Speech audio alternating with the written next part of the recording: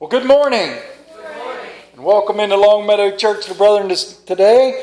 Welcome into God's house, and we're happy to have you here. Our sermon title this morning is called A Solemn Request. And our scripture lesson today comes from 2 Kings chapter 20, the first 11 verses. And while we're going through that, and you're getting ready to look it up because it's been a while since we were in the Old Testament, one of the greatest humorists ever, not a comedian, he was a humorist ever. One of my favorites is Jerry Clower. And I was listening to a man talk today about people and what they think of themselves in today's world. And he played a clip that I hadn't heard for a long time from Jerry Clower, and I wanted to share it this morning. Jerry gets on there and he goes, "Don't ever think that you're smarter than someone else, because that will surely get you in trouble." Jerry goes on to say, back when I was a fertilizer salesman in the 1930s, he said, I was deep down south calling on these different places, and I went to this farm, and these two farmers I was to call on was sitting up on the front porch in the middle of the summer. And they had their spit bucket there between them, and they had to snuff in and to chew in, and they had it all down across their face as was given back in those days. He said, but when I got up in there, of course, car didn't have no air conditioning back in. We didn't even know what that was. He said, I was hot and thirsty. He said, I happened to take notice that they had a water bucket over there and a cistern. And I saw that bucket and that handle hanging there, and I was mighty thirsty. So I asked him, would you mind if I pulled up some water from your well and got me a drink? And they said, well, go ahead. He said, don't you ever think you're smarter than someone else. He said, I dreaded taking a drink from that water dipper, knowing what I've seen up on the porch that they've drank from it too.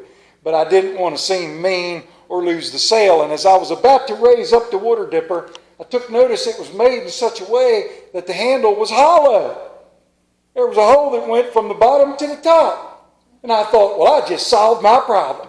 He said, I spun around with that water dipper and I emptied that thing up and I drank it right out of the top of the handle. Thereby, I wouldn't have to feel bad about drinking right after them.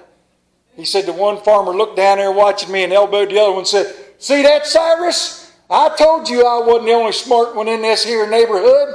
That man drinks from that bucket the same way I do. I almost had to pull the car over.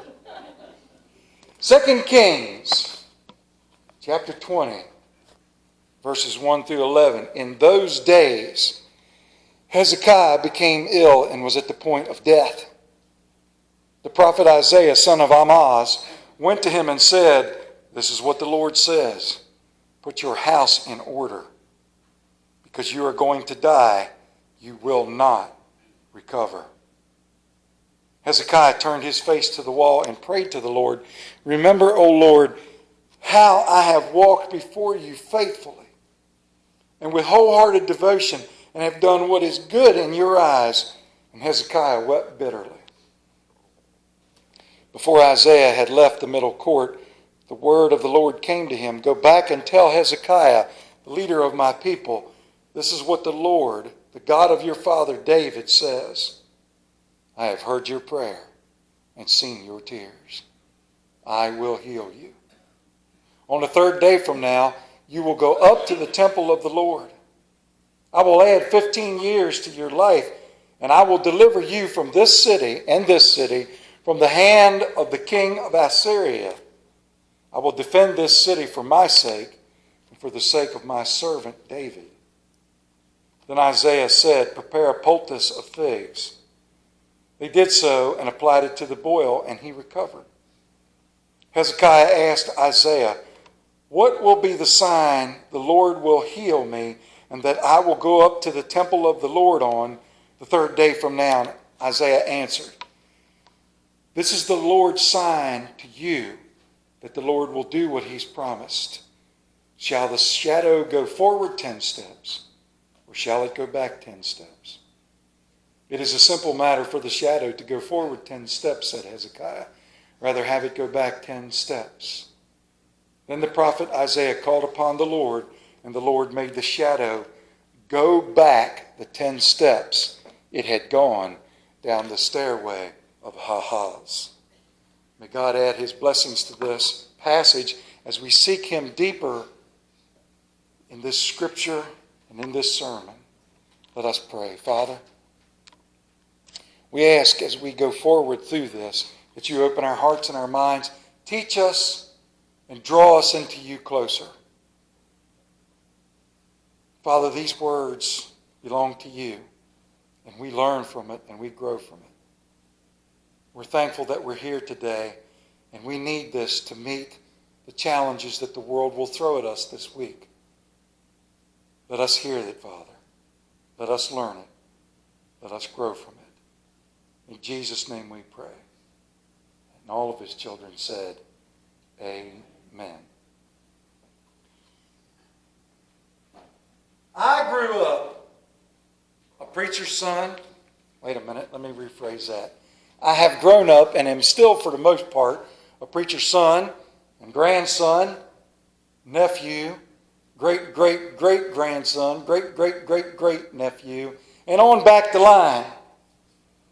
And Gene McMahon wrote in Reader's Digest in 1980, which could have simply been about me, and I know you're going to find this hard to believe, but when I would go to church on Sunday mornings as a young boy, I was perhaps not the quietest, most reserved child in church. And my father kept me on the front row so he could keep his eye on me, because I would get into trouble. And she's writing this story that she was attending a church in Kentucky and watched an especially verbal and boisterous child being hurried out after his dad had had enough. How many people in church had seen dad or mom grab that kid by the arm and start that walk out that door? And nobody paid attention or raised an eyebrow until that little child, crying out in a charming southern accent, said, "Y'all make sure and pray for me now." I've made that walk a lot of times, maybe once or twice. I'm not sure if that was a solemn request. He was raised in a religious family in the Church of Ireland, but at 15 years old denied God and became an atheist. He described himself as being angry with God for not existing, and yet at the same time, in a paradox, angry with God for creating this world.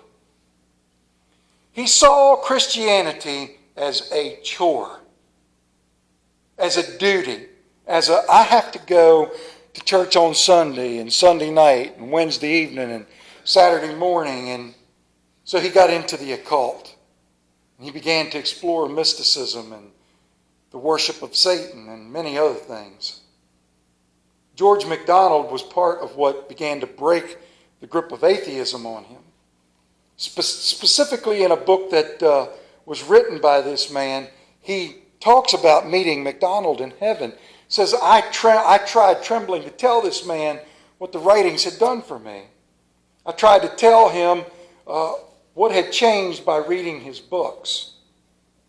I confessed how long the life delayed in the region of imagination and occult had turned me, and how slowly and reluctantly I was starting to see Christianity. I tried not to see the true name of the quality which first met me by our God, the holiness. During his conversion in 1929, he wrote that he came as the prodigal, kicking and screaming until the very last moment. But oddly enough, during a late night walk along what they call Addison's Walk, he began to listen to a good friend of his, Hugo Dyson, who explained what God was. And walking through a zoo one day with his brother, he knelt down and made a solemn request. He was a committed Anglican who upheld the correct philosophy, and he went forward to become what he termed himself to be as an ordinary layman. He had started out looking at people that would come to church to hear poor sermons, horrible hymns, to the point where he began to consider it an honor to sit next to the most shabbily dressed, off-key, hearing possibly the worst sermons, and knowing that this was the Word of God reaching all. he wrote these words, and I want you to listen to them very, very carefully. The moment you wake up each morning, all your wishes and hopes for the day rush at you like wild animals. And the first job each morning consists of shoving it all back and listening to that other voice, taking that other point of view, letting that other larger, stronger, quieter life come flowing in. It is at a time like this you need to make a solemn request in the words of C.S. Lewis. An amazing life story. Someone who was an atheist, which I find, well, I could probably do an entire month of Sundays of sermons as to how people cannot believe in God. But when we look around and we think, and this is where we find ourselves this morning, family. My family, this is where we all find ourselves this morning. We get in that moment where we think things are out of control, where we're lost, where things are going down and being destroyed. I mean, you simply need to look around you at the news. I try not to read the news anymore. Now, what I will do is I'll go through the headlines. I think it was 1981 or 2, 83, somewhere's in there. There's a Canadian singer. Her name was Anne Murray. Anybody ever heard of her? And we all know the song that she sang, right? Spread your tiny wings and fly away. And that's the song I sing every time I see cardinals during the winter. And if you ever tell anyone that I sing Anne Murray songs, I'm coming. Wait a minute, this is being recorded, isn't it? I am as sharp as a marble sometimes, let me tell you. But she did a song called I Sure Do Wish There Was Some Good News Today. Now, I bet you ain't thought about or heard that song in a long time. And she come out and she said, she makes the news that she rolled out this morning. Kids had the morning news show on. Brian Gumbel was talking about the fighting in Lebanon. How I wish we talked about how we cleaned up the air or the prize hog at the county fair. Sure could use a little good news today. Unfortunately, that's not the real world. And we look around and we get lost in this. And after a while, we become so desensitized, so struck down, that when we hear these things, and we move on. And it starts to boil over into our normal life. We start to forget how powerful is a solemn request. Go back to your scripture, please. When I tried to come up with how I wanted to put this together, I mean, obviously we know what the solemn request is. I wandered around through the New Testament and I thought, this is beautiful, this is wonderful. Jesus does all this praying and teaches us all this. But the one thing I wanted to find was that moment in Christianity, in the Scripture, in the Bible, that teaches us what a solemn request is. Now, Hezekiah was God's child. Hezekiah had taken over leadership of Israel. He had taken over everything and had made it a point that they were going to worship the Lord. He was going to not necessarily make it mandatory, but he was going to put forth that worship of the Lord was the proper direction. He wanted to get rid of the idols. He wanted to serve his God. This was the man of God. And he became infected and ill with a boil. Something today that we wouldn't even think twice of, would we? Now, if you're a man working in a shop around grease and rust and you get a boil, what do you do when you have a boil?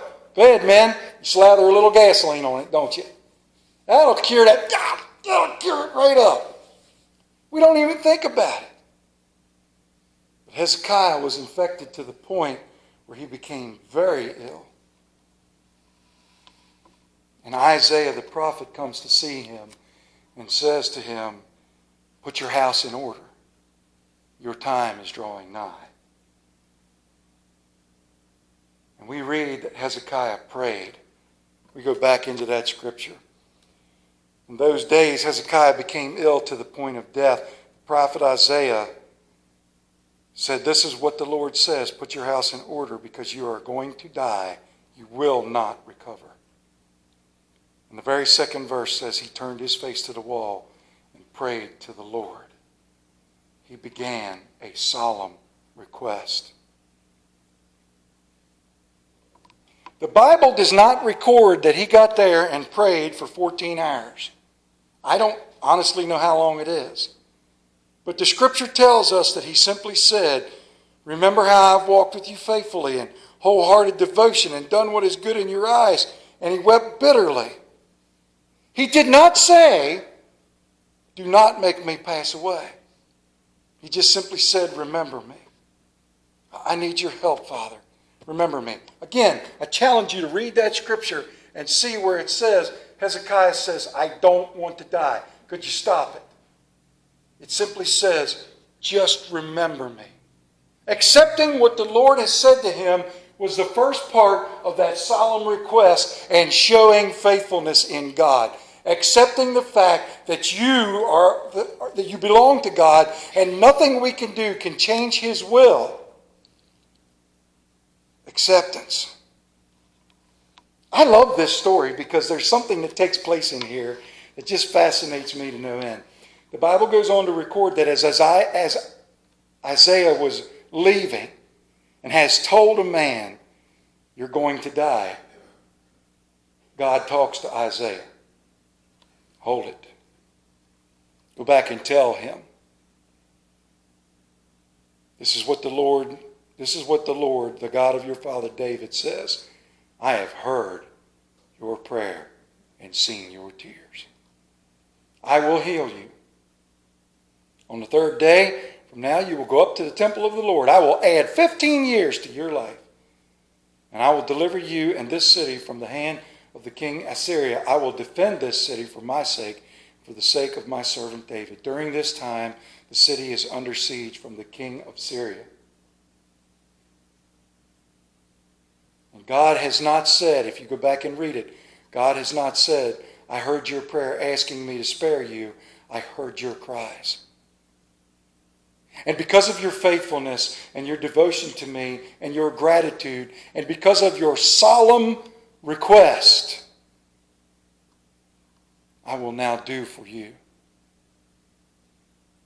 It says that Isaiah told him to prepare a poultice of figs, an application, medicine, and he recovered.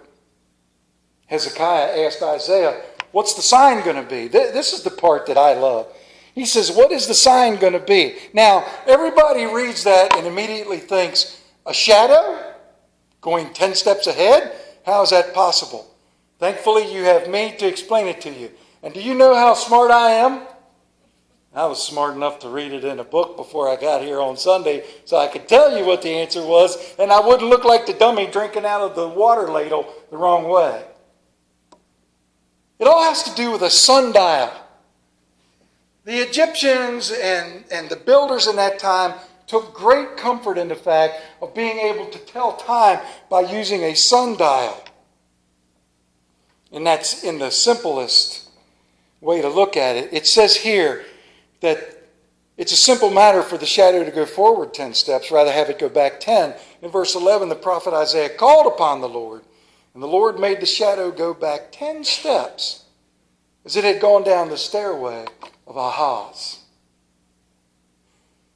This is telling you that the Lord is good and faithful and does all things in his sight, for his sake, for his glory.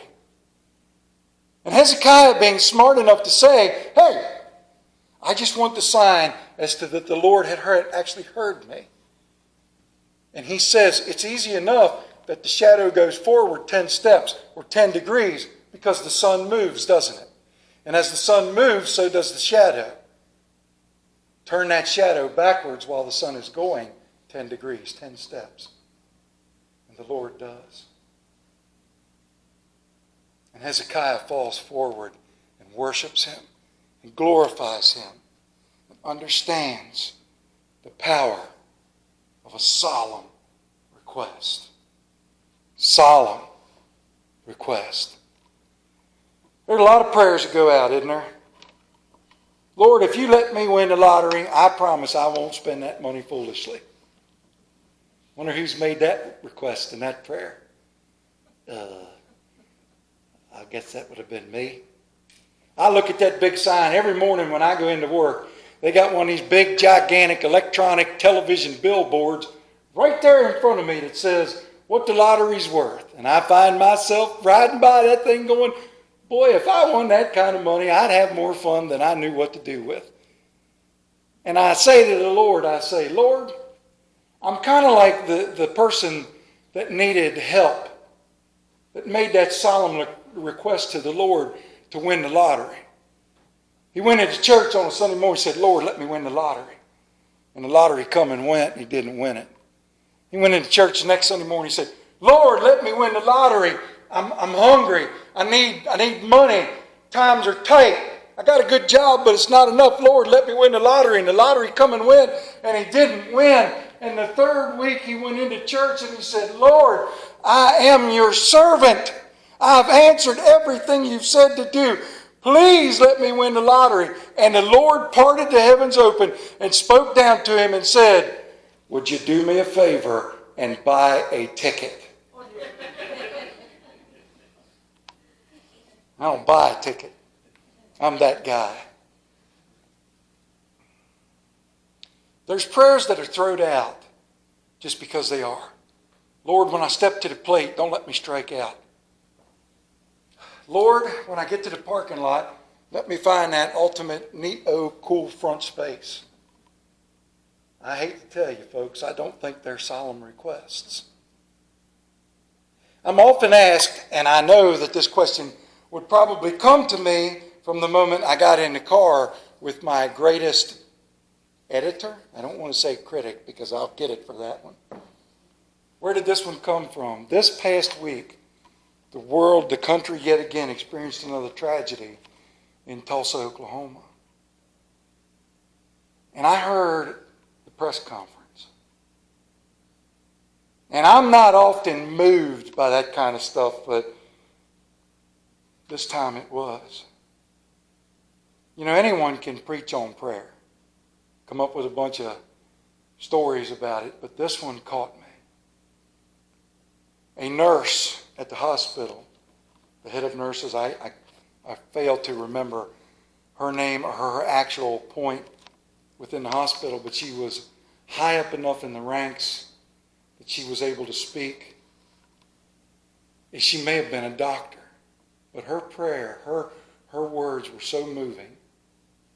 And she said, at a time like this, when everyone has thoughts and prayers, I tender my prayer.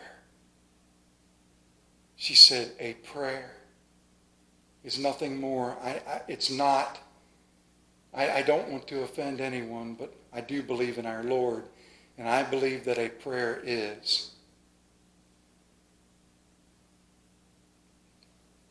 a solemn request for help from the only one who can. Whew. That took me right away. Brothers and sisters, that's the truth. A prayer is a solemn request for help or thanks. We need to get ourselves to a reminding point how we start each day. I wake up at dark 30. My alarm goes off at 3:45 in the morning, and sometime around 4 o'clock, I get up and immediately my brain clicks into wide open. All right, I've got all this stuff to do today. I got this to do. I got that to do. I got this to do. Sometimes I get to going so fast, I'm not kidding, I actually will forget to brush my teeth. I have to go back in and brush them because I'm moving at such a high rate of speed at that hour of the morning. C.S. Lewis says that's the moment that we push it all back and we pray for quiet We pray for strength. We pray for leadership. We pray for peace. And he's right. We should make that request solemn. Reminding ourselves that our safest place, our greatest power, our greatest strength comes not from what we can do physically, but what we can do with simple words when we ask God to continue through Jesus Christ and the Holy Spirit to lead and direct our lives every minute of every day. There we are safe. Amen.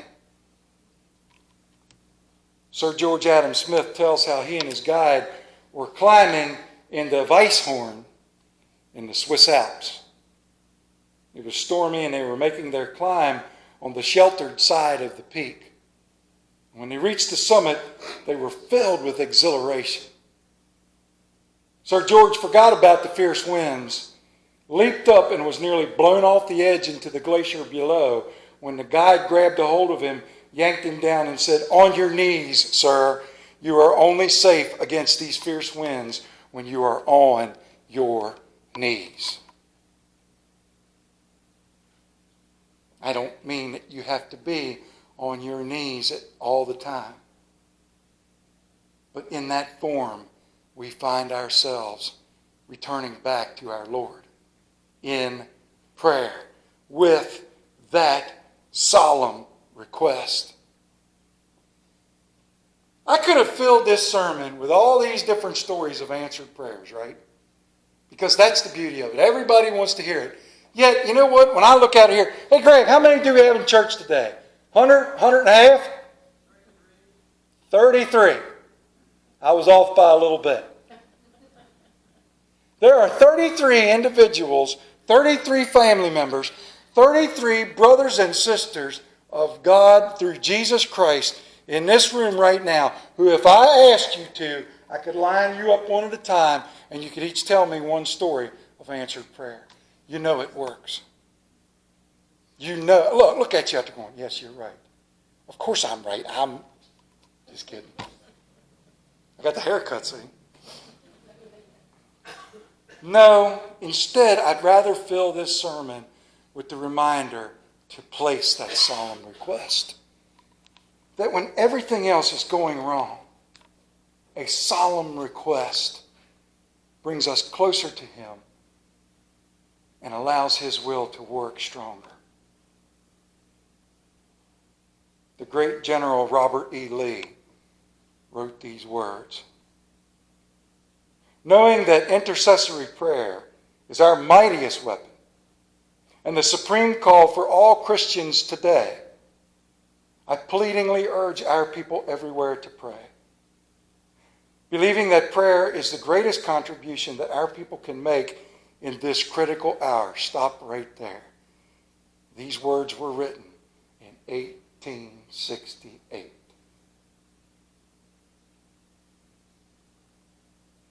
I humbly urge that we take time to pray, to really pray. Let there be prayer at sunup, at noonday, at sundown, at midnight, all through the day. Let us pray for our children, our youth, our aged, our pastors, our homes. Let us pray for our churches. Let us pray for ourselves, that we may not lose the word, quote, concern out of our Christian vocabulary. Let us pray for our nation. Let us pray for those who have never known Jesus Christ and His redeeming love, for moral forces everywhere, for our national leaders. Let prayer be our passion. Let prayer be our practice. Let us make a solemn request. A solemn request. Brothers and sisters, that's really all we have when we look at this world around us. And the destruction and the pain, whether it be within inside these frail tents for sickness or sadness, or for hurt, for pain, all we have is prayer. For what goes on, for what assails us, for the evil that gets done in this world, we still have the mightiest weapon, and that is prayer. For everything that we can possibly need that we get from God, through Jesus Christ our Savior, we need simply to make a solemn request. And He will hear us, as He has always done. Let us pray. Heavenly Father, we thank You. This is a solemn request. I pray for everybody in this room, Father. Let's start here. That whatever is going on in their life be guided and shepherded. Father, I pray that in tiny moments, in small snippets of time, they see Your hand at work.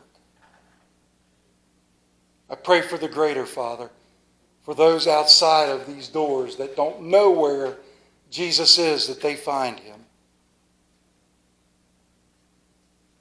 I pray this before it's too late for them. I pray for the world, Father, even if it's just for an hour, that there is quietness. I pray, Father, that Your will be done. And in the most solemn manner, Father, I thank You for Your Son, Jesus, who bore our sins and died that we may be free forever. To You, Father, I make a solemn request that You never let us forget to do just that. In Your Son's name we pray and give thanks. Amen. As we sing this last hymn, as we prepare ourselves to come forward, the bench is open. If you need that extra prayer, if you need me, I am here. If you're on the other side of the camera, we pray for you too as well, that you come to know our Jesus. Thank you, and may God bless. Please stand and turn to page 487.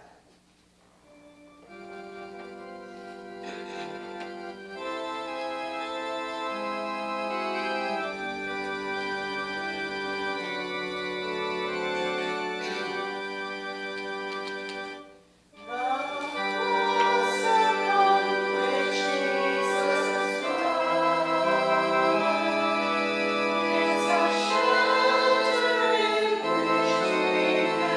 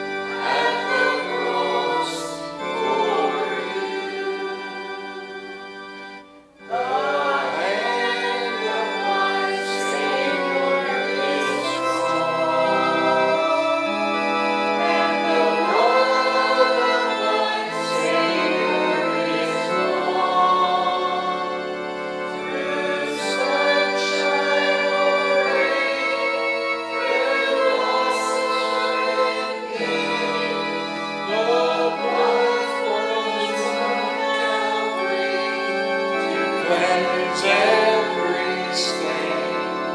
There's room at the cross for you. There's room at the cross for you. Though millions have come, there's still room for one. Yes, there's room at the cross for you. Father, thank you as we go from here today. Watch over and keep and bless us, Father, in all things. This we pray through Jesus and the Holy Spirit. Amen.